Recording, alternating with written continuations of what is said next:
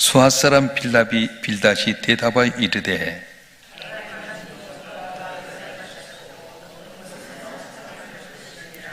그의 군대를 어찌 계수할 수 있으랴? 그가 비추는 광명을 받지 않는 자가 누구냐?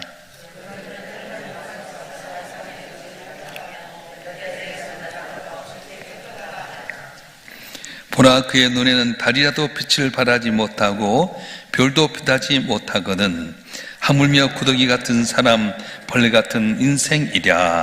우리가 욥기를 이렇게 보는 가운데 욥이 고난을 당했을 때 엘리바스, 빌닷, 소발이라고 하는 세 명의 친구가 와서 처음에는 욥을 위해서 7일 주야를 같이 눈물로 기도하며 티끌을 지나며 욥과 동행했지만 결국 세 명의 친구들의 이야기는 네가 죄 때문에 이렇게 고난을 당하게 된다. 그래서 욥이 너무 더 절망에 빠진 거예요. 오늘 본문의 말씀은 성경 가운데 가장 짧은 성경 중에 하나입니다. 욥기 25장 6절밖에 안 돼 있는데 수아 사람 빌닷이라고 하는 사람이 쟁론보다는 어떻게 보면 신학적인 면에서 가장 중요한 언급을 하게 됩니다. 어찌 우리 인간이 의로울 수 있겠느냐? 하늘의 별이라도 달이라도 하나님 앞에 빛나지 못하겠거늘 하물며 구더기 같고 정말 보잘것없는 우리 존재가 하나님 앞에 어찌 의롭게 되겠느냐, 그런 이야기를 하는 겁니다. 신학교는 아주 맞습니다. 근데 이것이 욥의 마음을 아주 더 아프게 만들었어요. 빌닷은 하나님이 공의로우신 하나님, 전능하신 하나님, 능치 못함이 없는 하나님을 알고 있었지만은 은혜의 하나님, 용서하신 하나님, 긍휼의 하나님 보지 못했다는 거예요. 그러니까 우리 신앙생활 가운데 중요한 것은 전지전능하신 하나님, 능치 못함이 없으신 하나님, 천지만물을 창조하신 하나님을 믿어야 돼.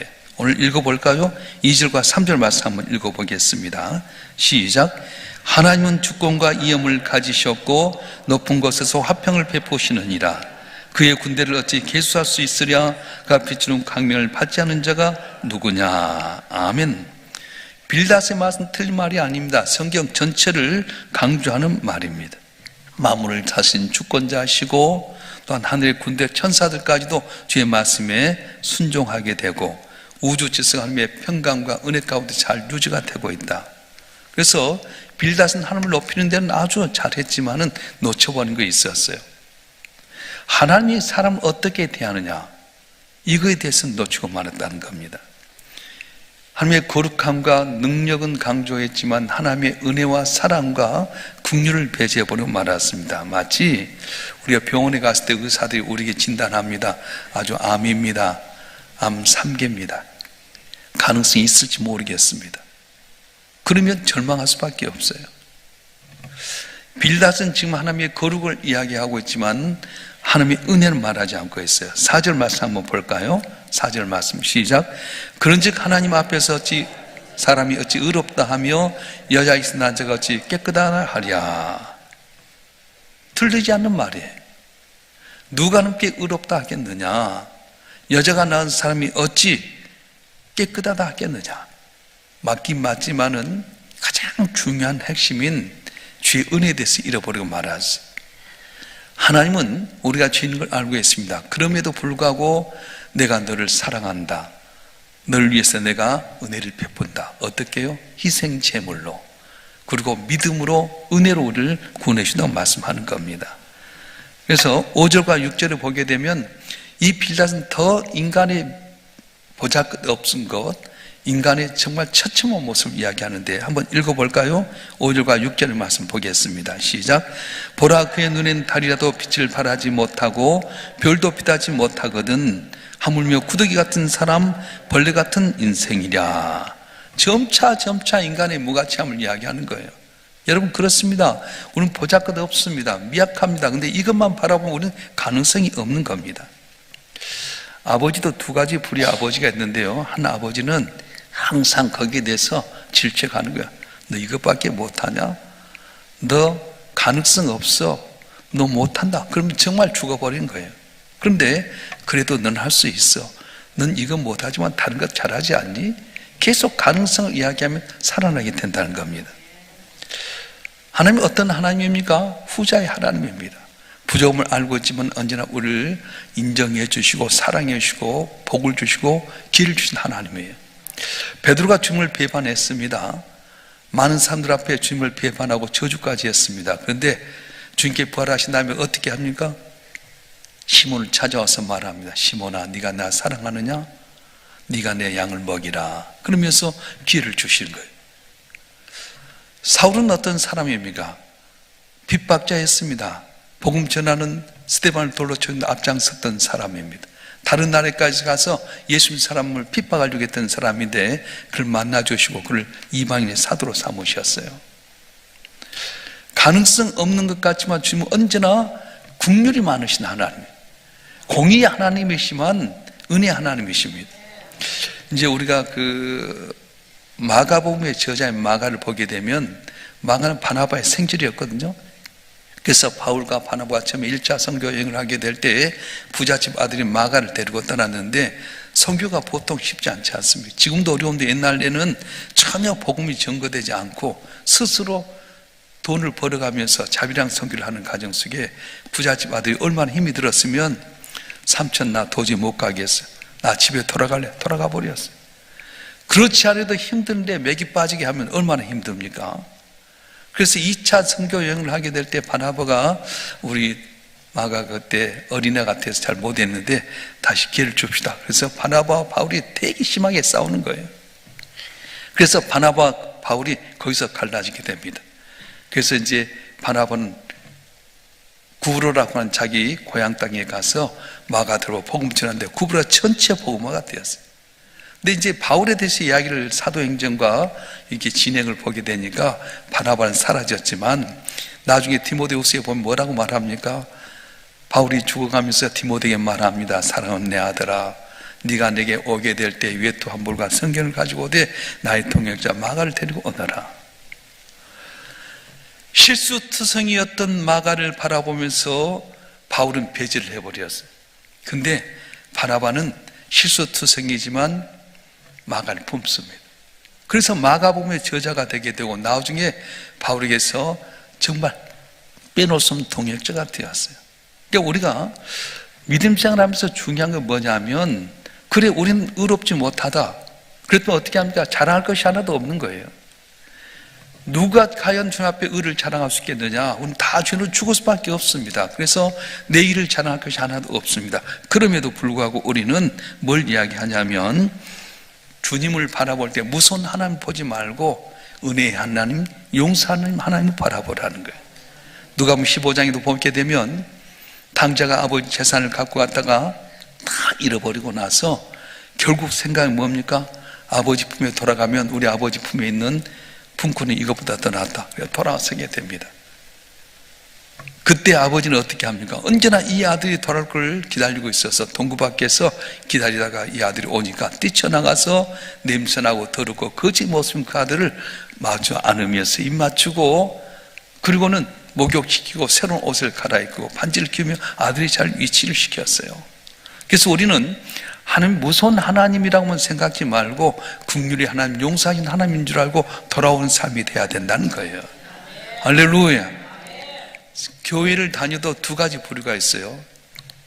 엄하신 하나님, 무서우신 하나님, 징계하신 하나님. 이것만 보면 반쪽짜리예요. 우리 주님은 우리를 위해서 하나밖에 없는 아들을 이 땅에 보내셨습니다.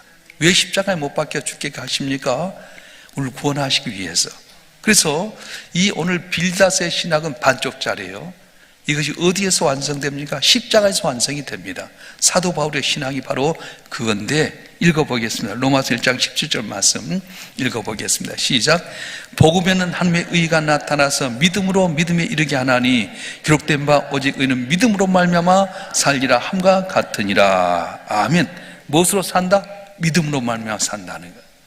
종교개혁을 일으켰던 마틴 루터가 종교개혁을 일으킨 배경이 바로 이거였습니다. 하나님 무서운 하나님, 징계 하나님, 그래서 우리 죄를 용서함 받기 위해서 몸을 자각하고 고행했지만 거긴 은혜가 없었어요.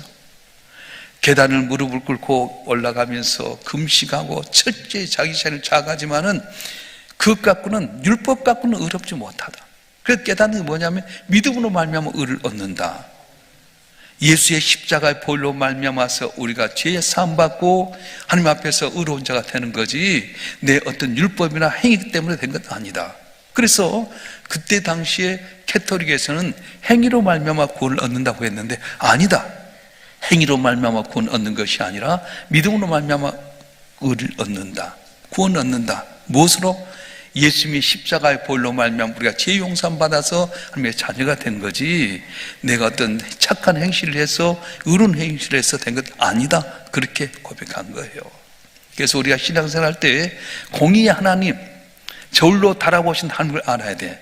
그러나 메네메넬 대겔 우바르신 부족할지라도 주님 앞에 회개하기만 하면 국리를 베푸신 하나님 다시 용서하시고 사랑해 주시고 기회를 주시는데 저 여러분 한 분 한 분이 항상 신앙생활 할 때 남에 대해서 함부로 평가해서는 안 돼요.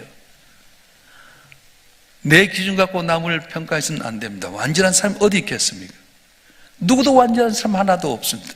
의인은 없나니 하나도 없다고 했는 것처럼 모두가 다 죄인입니다. 그래서 우리는 남을 대하게 될 때 남의 허물을 지적하거나 남의 단점을 이야기하기보다는 허물을 가려준 사람, 덮어준 사람, 기회를 주는 사람이 되었을 때 주의 은혜가 더욱더 넘칠 줄로 믿습니다. 할렐루야. 하나님의 은혜가 임하면 다시 시작할 수 있습니다.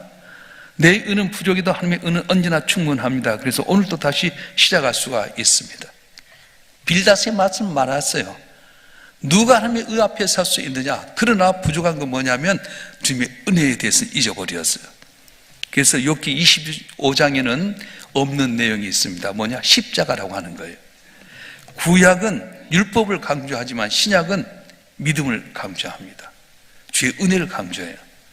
고린도서 5장 21절 말씀 한번 읽어볼까요? 고린도후서 5장 21절 제가 읽겠습니다. 하나님이 죄를 알지도 못하신 이를 우리를 대신하여 죄로 삼으신 것은 우리가 그 안에서 하나님의 의가 되게 하려 하심이라. 아멘. 하나님이 죄를 알지도 못하신 이를 우리를 대신하여 죄로 삼으신 것은 우리가 그 안에서 하나님의 의가 되게 하려 하심이라. 빌닷은 반쪽만 봤어요. 그러나 하나님은 우리를 온전히 구원하시기 위해서 죄 없는 흠 없는 당신의 아들 예수에게 우리의 죄를 다 담당시키셔서 그로 말미암아서 의가 되게끔 만드셨다는 거예요. 그래서 우리는 교회 나오면 뭘 보는 겁니까? 십자가 바라보는 겁니다. 다른 거 다 없어도 십자가 바라보면 그 은혜가 되는 거예요. 다른 종교에 없는 게 바로 십자가잖아요. 십자가는 변화를 주는 겁니다. 죄인이 의롭가 되었습니다. 저주받을 심령이 하나님의 자녀가 되게 됩니다. 영원한 지옥에 빠져야 돼. 우리가 십자가 때문에 영원한 천국을 소유하는 하나님의 자녀가 되었습니다. 할렐루야. 그래서 이 십자가 바로 모든 것 다 해결되는 거예요. 의로운 자가 누가 있습니까? 누가 누구를 핍박하고 누가 누구를 지적할 수 있습니까? 완전하지 못해요.